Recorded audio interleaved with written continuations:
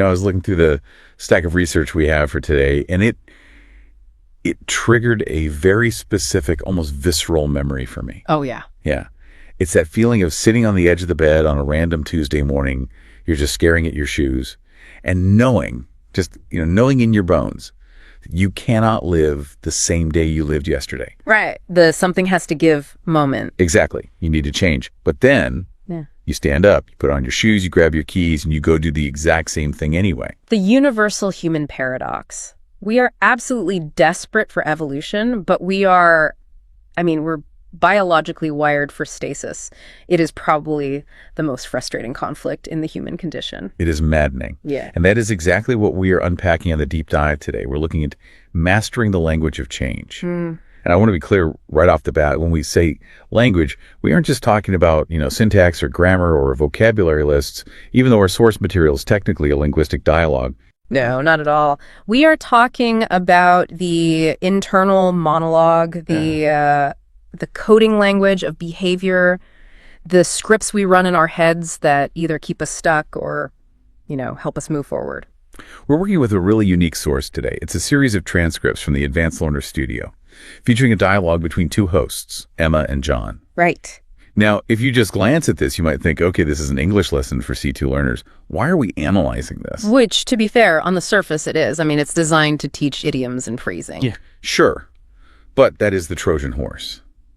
Because once you strip away the vocabulary exercises, what you actually have is this candid, almost painfully relatable case study in behavioral psychology. Exactly. You have two people dissecting their own failures, their awkward pivots, and their attempts to find this Japanese concept of ikigai, or life purpose. I think that's why this source is so valuable for us. Usually when we read about change or pivoting, we're reading some polished self-help book, right? It's written by someone who has already made it. They're standing on the mountaintop yelling down at us about how easy the climb was. Right. Just follow these 5 simple steps. Exactly. Emma and John, they are right in the mud with you. They are messy. They are failing at pottery.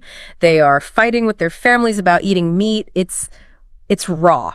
And that's what we want to extract. We want to figure out, how do you actually break the physics of a rut? Not the motivational poster version, but the mechanics of it. Yeah. How do you stop doom scrolling when your brain is literally begging for that dopamine hit? And how do you look your friends in the eye and tell them, I'm not the person you think I am anymore? It's a masterclass in navigating friction. You've got internal friction, social friction, and just the friction of being bad at new things, because the middle part of change is always, always messy. Always. So let's set the big question for today's deep dive. How do we move from being stuck in a rut, that feeling of just grinding your gears, to finding a genuine sense of purpose? And perhaps more importantly, how do we manage all the awkward, embarrassing parts in between? Because if you aren't willing to be embarrassed, you aren't going to change. Yeah. Simple as that. So let's get into the physics of this. The source material starts with this feeling of being stuck. And they use a phrase that feels a little old-fashioned, but I think is actually quite technical if you break it down, being in a rut. It's funny you call it technical, because rut is originally an agricultural term, isn't it? Or a travel term from, the wagon days. Right, a wheel track. Yeah. In a muddy road. Exactly. Imagine a muddy road, a wagon goes down it, it leaves a depression in the mud, the next wagon comes along, and it naturally slides into that same depression because it's the path of least resistance. Over time, that groove gets so deep that the wall of the rut is higher than the axle of the wheel. At that point, you literally cannot turn the wheel. Even if you want to go left, the physics of the road forces you straight. That is actually a little claustrophobic when you apply it to your daily life. It implies you've lost agency. It should feel claustrophobic because biologically, that is exactly what a habit is. It's a neural rut. Your brain wants to save energy. Thinking is expensive. Deciding is expensive. So if you did it yesterday, your brain lubricates the pathway to do it again today. That is inertia. And in the source, we see this compared to the physics concept of inertia. In physics, inertia is the tendency of an object to do nothing or to remain unchanged. Right. An object at rest stays at rest. Yeah, if it's sitting still, it wants to stay sitting still. If it's moving in a specific direction, it wants to keep going that way. And human beings are just biological objects with a lot of inertia. We are habits wrapped in skin. Breaking that inertia requires an external force greater than the resistance. And in our source material, Emma provides a perfect example of trying to find this force. She describes this feeling of disconnection. She realized she was in that rut. She was just going through the motions. And her solution wasn't some grand, calculated 5-year plan. It wasn't a spreadsheet. It was something she describes as being out of left field. That phrase, out of left field, is so key here. It means unexpected, unforeseen, coming from a direction you weren't even looking at. She decided to volunteer at a local animal shelter. And what I love about the source detail here is the sheer randomness of it. It's great. She didn't grow up dreaming of this. She isn't a veterinarian. She just saw an ad and thought, why not? That why not is the inertia breaker. The expert analysis here suggests that when you are in a rut, the specific activity matters less than the novelty of the activity. The value lies in doing something completely different from your normal day-to-day. You have to shock the system. You have to force the wagon wheel to jump the track. Exactly. It doesn't matter if you jump into a ditch or a field of flowers, you just have to get out of the track. Yeah. If you do the same things, you think the same thoughts. If you want new thoughts, you need new inputs. Right. And she mentions that the essential part wasn't, saving the world instantly. It was just the feeling of making a real difference, even if it was just walking a dog or cleaning a cage. A tangible impact. And here's where it gets really interesting. This wasn't her first attempt at breaking the rut, was it? No, and this is such a crucial detail for anyone listening who feels discouraged because they tried a new hobby and they just hated it. We have to talk about the misshapen ashtray face story. I loved this detail. It's so relatable. I feel like I've made that ashtray. We all have. Yeah. So before the animal shelter, Emma tried pottery. She thought, okay, I need to be creative. I need to work with my hands. She goes to the class. She sits at the wheel. The full ghost experience. Oh, a little less Patrick Swayze, a little more disaster movie. By her own admission, it was a total failure. She tried to make a vase, and it came out looking like a misshapen ashtray. We have all been there. You have this beautiful vision in your head of the art you're going to create, and reality just hands you a lump of mud. But here is the key insight from a behavioral standpoint. The pottery was a failure of output, but it was a successive process. Okay, break that down for me. What's the difference? She didn't become a potter. The vase was ugly. But the act of going to the class, getting her hands dirty, and failing, that loosened the mud of the rut. Hey. It proved to her brain that she could do something different, even if the result was bad. If she hadn't made the ugly ashtray, she might not have had the courage to then go sign up for the shelter. So the failure is a prerequisite. Often, yes. We tend to view our hobbies or our pivots as binary, success or failure. If I'm not good at it immediately, it was a waste of time. But if the goal is breaking inertia, then being terrible at pottery is just as effective as being great at it. You are still breaking the routine. That is such a liberating distinction. Yeah. I think we often feel like if we try to change and it doesn't click immediately, we should just, go back to the couch. That's the inertial talking. That's the wagon wheel trying to slide back into the groove. Exactly. Okay, so let's say we manage to find that left field activity. We sign up for the shelter or the class or salsa dancing. Now we run into the next problem, the boring, cold, hard wall of reality. It's logistics. The resource exchange, time and attention. Yeah, the source material is very clear on this universal truth. You cannot add new things without subtracting old things. Time is a zero-sum game. It is. And we often try to cram change into the margins of our lives without making real space for it. I'll just sleep an hour less. Yeah. Or I'll listen to the lecture while I'm in the shower. Right, multitasking our way to a new life.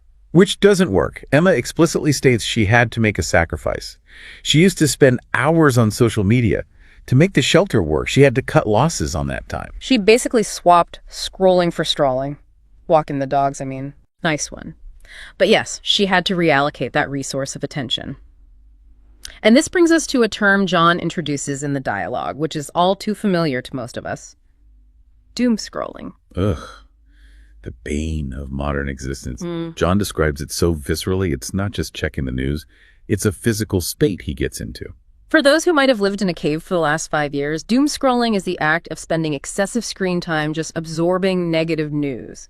You just keep scrolling, and it's disaster after disaster. Floods, politics, scandals. And John admits in the source that this ruins his mood. It's not just a waste of time, it's an active drain on his mental state. Yeah. He feels heavy afterwards. That's the trap he describes. And it's designed to be addictive. It appeals to our evolutionary need to scan the horizon for danger. Right, our lizard brain is looking for the saber-toothed tiger. Exactly. And the algorithms are fighting against your willpower. You are bringing a knife to a gunfight if you think willpower alone will stop it. So what's the tactical solution here? Because just stop doing it is easier said than done. That's like telling a smoker to just not smoke. Well, John offers a very specific strategy. He talks about shifting to being mindful about his media consumption. But he doesn't just rely on being mindful. He uses a tool? He uses a tool. He mentions the Freedom app. I found that interesting. He's basically outsourcing his discipline to software. Which is an incredibly smart move. The app blocks distracting websites and apps for a set period. He describes it as a game changer. If you can't trust yourself not to check the news, you make it impossible to check the news. You put yourself in a digital straitjacket for an hour. Pretty much. And you get your life back in that hour. And notice the strategy he uses regarding the amount of time. He didn't say, I'm never looking at a screen again. He didn't throw his phone in the ocean. No. He limits consumption to something like 30 minutes a day. That is the key to sustainable change. Going cold turkey often leads to a rebound binge. It creates a scarcity mindset where you obsess over the thing you can't have. Limiting consumption is a management strategy. Yeah. It acknowledges that you need to stay informed, but you refuse to be inundated. So we have broken the inertia, and we have carved out the time by cutting out the doom scrolling and locking our phones. Yeah. Now comes the part that I think stops a lot of people in their tracks. It's not the time, and it's not the effort. It's the people. Ah, yes, the social friction. The tribe does not always like it when one of its members changes their stripes. Right. How do you tell your friends and family you are different now? John has a really interesting strategy for declining invitations or explaining why he isn't around as much. He does. He avoids the hard no, making a big dramatic announcement like, I am a new person and I do not have time for your trivial gatherings. Which would definitely lose you some friends. And probably get you uninvited from everything forever. Yeah. Instead, he uses the casual mention strategy. He integrates the change into his excuse naturally. Oh, I can't meet up tonight. I'm volunteering at the shelter. It normalizes the new behavior without making it a confrontation. And he also reframes the negative into a positive. I thought this was brilliant. Instead of saying, social media makes me miserable, so I'm quitting, which sounds a bit like a complaint. And this is important, it sounds like a judgment on people who do use social media. If you say social media is toxic, your friend who is scrolling Instagram right in front of you feels attacked. That's a great point. So he flips it. He flips it to, I'm prioritizing my mental well-being. It's unarguable. It is a masterclass in framing. Who can argue with prioritizing mental well-being? It shifts the conversation from, why aren't you doing what we do, to look at this positive thing I'm doing for myself. But sometimes casual mentions aren't enough. Sometimes the change is right in your face. And the source gives us a specific case study that I think is hilarious and painful in equal measure. John's dietary changes. The meat issue, yeah. This felt like a sitcom sketch. John decided to stop eating meat as much. Yeah. And his family, they did not take it well. No, they viewed him as the meat-loving guy. That was his label in the family dynamic. Maybe he was the guy at the BBQ who always manned the grill. Right, that's his role. And when he tried to change that, they were resistant. Why is that? I mean, why does his family care what he eats? It's his stomach. Because changes in one person often impact the group equilibrium. It can feel like a rejection of the group's values. If the family bonds over BBQ and you reject the BBQ, the subconscious question they are asking is, are you rejecting us? That makes so much sense. Yeah. So how did he handle it? Because he didn't cave, but he also didn't start a war at the dinner table. He used the I statement strategy. Okay, let's unpack this. What does that sound like? Well, the goal is to prevent the conversation from escalating, becoming more intense. He didn't say, eating meat is bad for the planet and you are all wrong. Right, which would immediately put everyone on the defensive. Immediately. Instead, he used phrases like, I feel, or I need. Like, I need to do this for my health. Exactly. Or, I feel better when I eat this way. It keeps people off the defensive. You can't really argue with someone's internal feeling. You can argue with a fact. You can argue about carbon emissions or protein intake, but you can't argue with, I feel sluggish when I eat steak. It de-escalates the conflict immediately. It makes it about him, not them. And he coupled it with compromise. This is the other side of social friction. Radical change often requires interpersonal flexibility to stick. John still eats meat occasionally when dining out, but he chooses vegetarian at home. He didn't let the perfect be the enemy of the good. Precisely. He found a middle ground that allowed him to pursue his values without alienating his support system. He realized that maintaining the relationship was worth the occasional burger. That is such a crucial lesson. Yeah. Change doesn't have to be binary. It doesn't have to be all or nothing. You can be a mostly vegetarian or a sometimes volunteer. Which brings us to the actual mechanics of learning these new things. Because once you've cleared the time and handled the family, you still have to actually do the thing. And usually, the thing is hard. The messy side of learning. I love that the source material doesn't sugarcoat this at all. They share these stories of absolute, abject failure. The juggling disaster is a definite highlight. Walk us through this, because I think we've all been John here. So John decides he wants to learn to juggle. He goes to the University of YouTube, he watches the videos, and in the video, the guy makes it look effortless. Deceptively simple, as John calls it. Right, and that's the YouTube competence illusion. You watch someone do it, and your brain's mirror neurons fire, and you think, I get the concept, throw, catch. Easy. And then he picks up the balls. And he could barely manage to. Balls flying everywhere, hitting the ceiling, hitting the cat. It was a complete disaster. And then there's the baking flop. That's Emma's story. Oh, Emma. She followed the recipe exactly. She measured the flour. She set the timer. She did everything right. But the cake came out flat and rock hard. Brick. A delicious-looking brick. And John's surfing story, spending the entire time wiping out and only managing to stand for a few seconds at a time. These stories are funny, but they serve a very important psychological purpose in our discussion, don't they? They absolutely do. They illustrate the reality of what we call the gap. The distance between your taste, knowing what a good cake tastes like or what good juggling looks like, and your actual ability. So what are the takeaways here? Besides, juggling is hard and baking is chemistry. Well, humility for one. John explicitly mentions gaining a new appreciation for actual jugglers. He realized the skill involved. But more importantly, acceptance. Realizing it is okay to be bad at something. That is a hard pill to swallow for high achievers, isn't it? We want to be good immediately. It is. We are conditioned to seek success. We want that dopamine hit of the win. But the expert analysis of these stories suggests we need to reframe failure. Every wipeout on that surfboard isn't a sign to stop. It's a data point. It's a learning opportunity. You learn what not to do next time. The source uses the phrase, throwing oneself into the deep end. Right. Starting a difficult activity without a lot of preparation or guidance, it requires a willingness to look foolish. And if you are unwilling to look foolish, you are unwilling to grow. You have to be willing to be the person chasing the tennis balls across the room while everyone watches. That connects perfectly to the next big topic in the source material, confidence. Because if you're going to look foolish, you need some kind of armor. And specifically, the source brings up that very controversial piece of advice. Fake it till you make it. Yes, this is always debated. Is it lying? Is it manipulation? Is it authentic? Emma has a very nuanced take on this, which I appreciate. She argues it's not about faking expertise. Right. She's not saying you should walk into a hospital and pretend to be a brain surgeon. Please, for the love of all that is holy, do not do that. No. But she talks about projecting confidence, as if you have it, in order to build actual confidence through action. It's behavioral activation. The relationship between feeling and acting is a two-way street.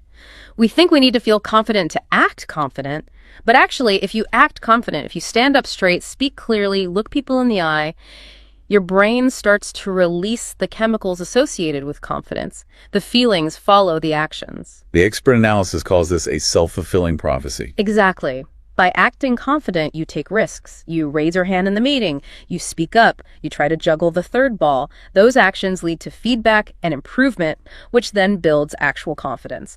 So the fake confidence jumpstarts the engine of real competence. We have a great case study of this with Emma learning Spanish. This was a really practical example of how to apply this without feeling like a total fraud. She was paralyzed by fear. She was too afraid of making mistakes to speak. She knew the grammar, but she couldn't open her mouth because she didn't want to sound stupid. Which is the catch-22 of language learning. You can't learn if you don't speak, but you can't speak well until you learn. It's a trap. So her fix was fascinating. Step 1, self-talk.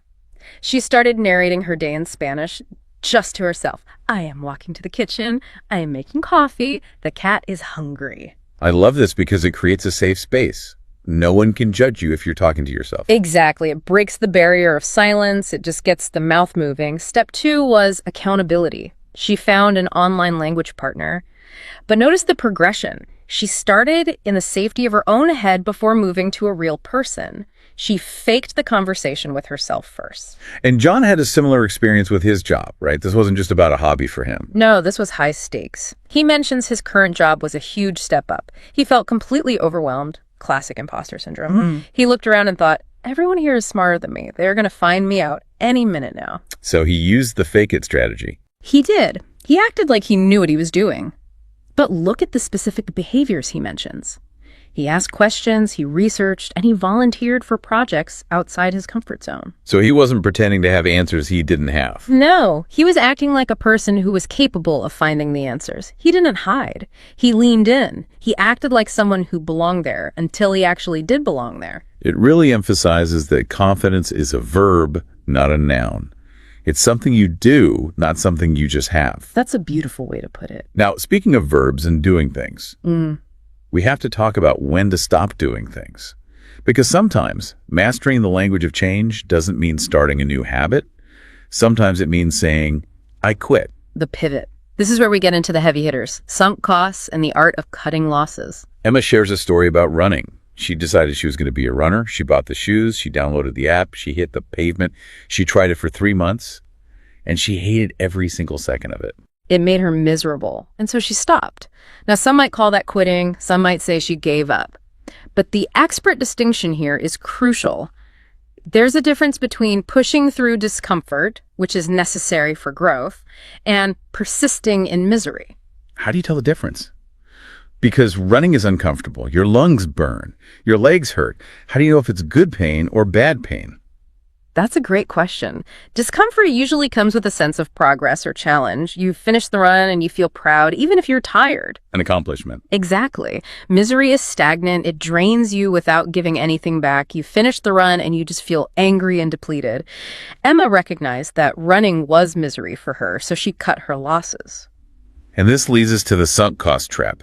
Yeah. Can you define that for us?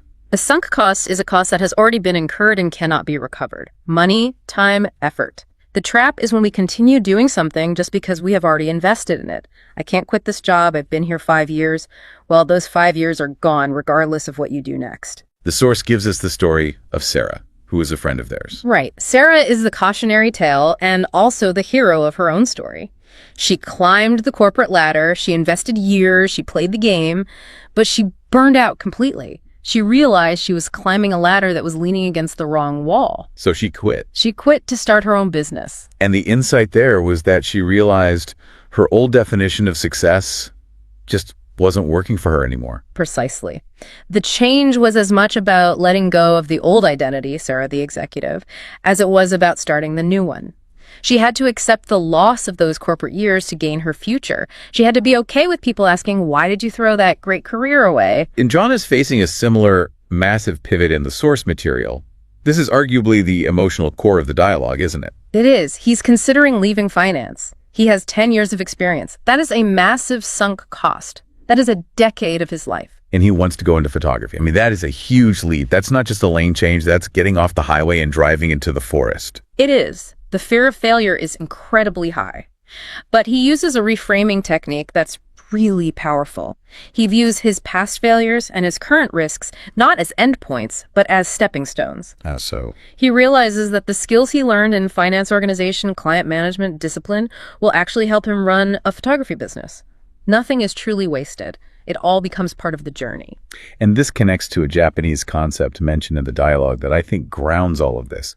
Ikigai. Yes, ikigai. It's a beautiful concept. If you visualize a Venn diagram with 4 circles, one circle is what you love. Okay. One is what you are good at. Another is what the world needs. And the last one is what you can be paid for. And Ikigai is the center, where they all overlap. Ikigai is the sweet spot in the middle where all 4 overlap. It roughly translates to a reason for being. It sounds like the holy grail of life planning. It is, in a way. And the relevance here is that people like John are looking for alignment with their values, not just a paycheck.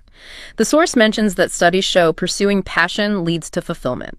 It's not just a hippie daydream, it's a deep psychological need. Right. John is realizing that finance might pay him, but it doesn't fit in the what I love circle anymore. So we have covered small habits, social friction, learning skills, and major career pivots. There is one last area the source touches on that I think acts as a catalyst for all of this. If you are truly stuck and you can't figure out your ikigai and you can't even juggle, what do you do? Buy a plane ticket, the perspective shift of traveling. Right. The host discusses how a simple change in physical location can change your mental processing. It literally rewires the brain. It does. When you are in your living room, your brain is on autopilot. You know where the remote is. You know what the air smells like. When you are in a new environment, new smells, new language, new light, your brain has to pay attention. This state of heightened awareness is incredibly fertile ground for change. Emma tells a story about Morocco. She got lost in a market. This is a classic travel moment. It's sensory overload, spices, noise, heat. She's lost, she's vulnerable, she doesn't speak the language. And an old man selling spices helps her out. He uses gestures, he uses broken French, he guides her. And the takeaway wasn't, I learned directions. No, the takeaway was connection. Connection despite the language barriers. Empathy. Realizing how much humans have in common, it broke her out of her bubble. And the expert connection here. It connects right back to embracing discomfort. That is where the magic happens. You have to get lost to find that connection. You have to leave the familiar to experience the universal. You have to be willing to be the confused tourist to become the citizen of the world. So if we look at this entire dialogue as a whole, what are we really seeing? We are seeing a roadmap. We start by identifying the inertia, the rut. We break it with something random and out of left field, the animal shelter. We manage our resources by cutting out things like doom scrolling with the Freedom app. We navigate the social friction using I statements. We embrace the humility of being a beginner dropping the juggling balls. We project confidence to build it. We learn to cut our sunk costs when they lead to misery. And finally, we aim for our ikigai. It's a comprehensive journey. It moves from the micro waking up on a Tuesday to the macro changing your entire career. It is. And it reminds us of that concept mentioned by John regarding upskilling. Whether it's project management or photography, we are constantly building stepping stones. Nothing is wasted. And I want to remind you, the listener, of one small detail Emma mentioned. Amidst all these big pivots, she mentioned something tiny, meditating for 10 minutes a day. Even the small changes count. You don't have to quit your job today. You don't have to book a flight to Morocco. You can just meditate for 10 minutes. That is also breaking inertia. That is also carving a new, better rut. Absolutely. So as we wrap up this deep dive into the language of change, I want to leave you with a provocative thought. We talked about fake it till you make it, acting as if you are the person you want to be.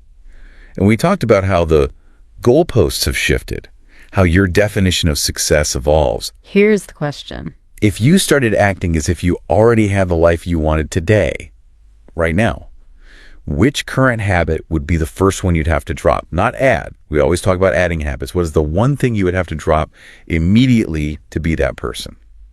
That is a scary question because we all know the answer instantly, don't we? We do. And that fear, that's the inertia trying to hold on. Indeed. Thanks for diving deep with us. We'll see you next time.